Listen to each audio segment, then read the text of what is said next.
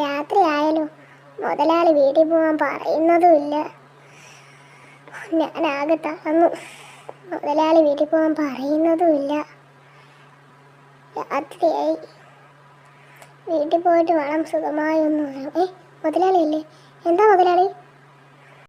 എടാ മോനെ, നീ വീട്ടിൽ പോകോട്ടാ, ഇനി നാളെ വന്നാൽ മതി.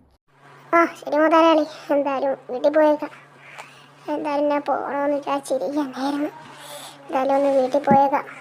നാളെ വരാം. രാവിലെ ആയി. ഇന്നലെ നല്ല പണിയിലായിരുന്നു. രാവിലെ ആയി.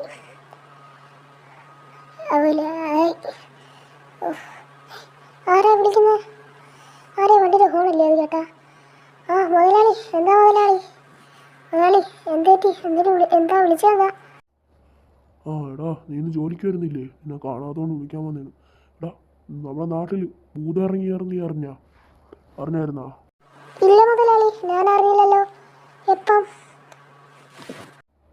അതൊക്കെ ഞാൻ പറയാം. നീ എന്തായാലും ജോലിക്ക് വാ.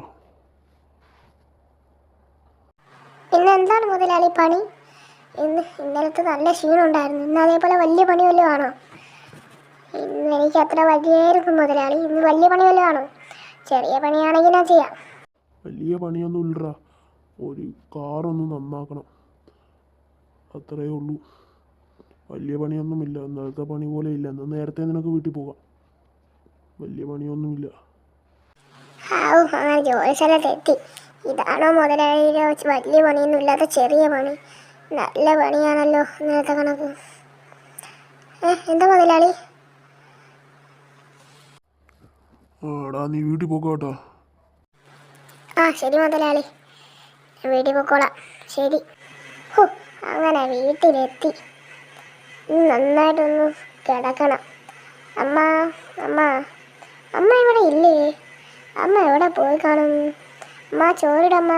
അമ്മ ഇവിടെ ഇല്ലെന്ന് തോന്നുന്നു. പെരയ്ക്കാതെ പോയി നോക്കാം. അയ്യോ, ഇതെന്താ? അയ്യോ അമ്മേ. അയ്യോ ഇതെന്താ?